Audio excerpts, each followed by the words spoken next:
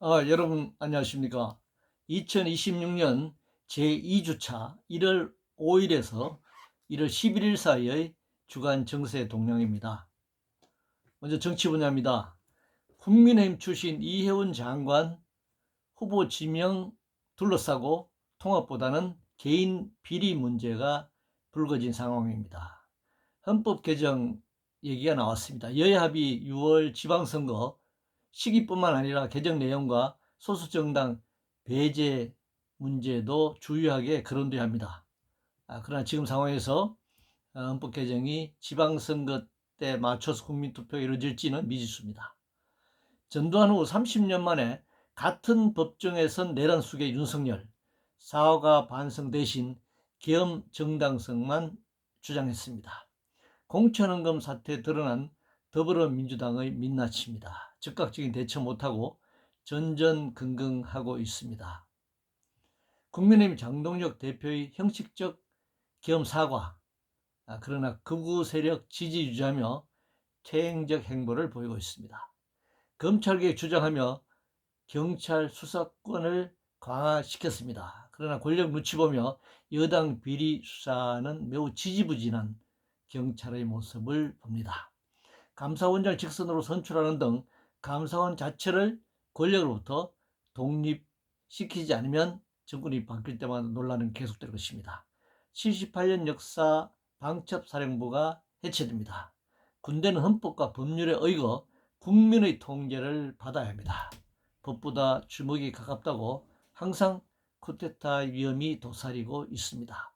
경제 분야입니다. 환율 불안과 물가 고속, K자형 양극화 확대라면 진정한 성장이라고 할 수 없습니다. 올해 정부는 2% 성장을 예상하고 있습니다.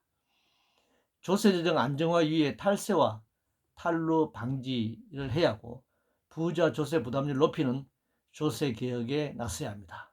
홈플러스 먹튀 경영 김병주 MBK 회장이 논란이 되고 있습니다. 투기자본의 불법 행위를 단죄해야 합니다.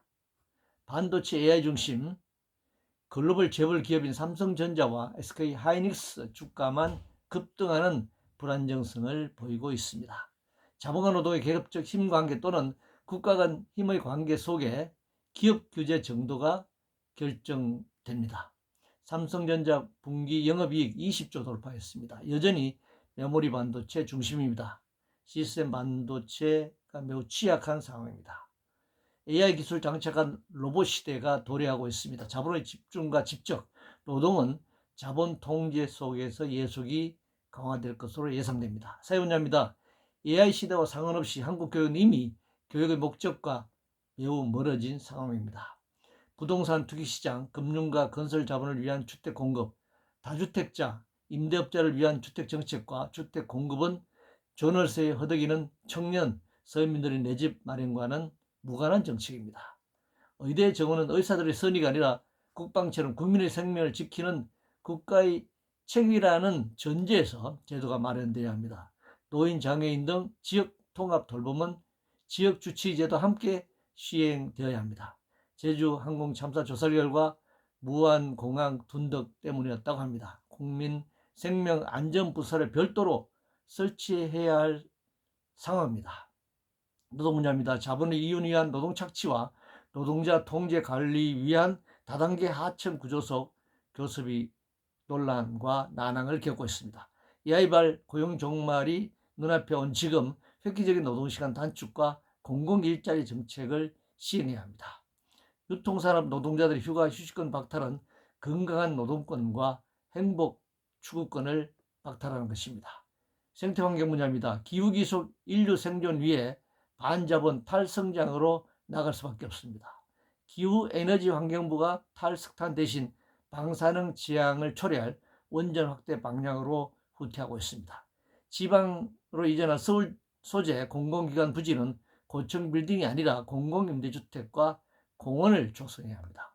국제 분야입니다. 강대국들이 배타적 핵무기 보유와 안보리 이사회로 인해 2차 대전 후 확립한 유엔의 평화 질서는 약화되었습니다. 최근 미국의 베네수엘라 침공과 마두로 납치로 유엔 2차 대전 이후의 평화 질서는 파탄 지경으로 내몰리고 있습니다.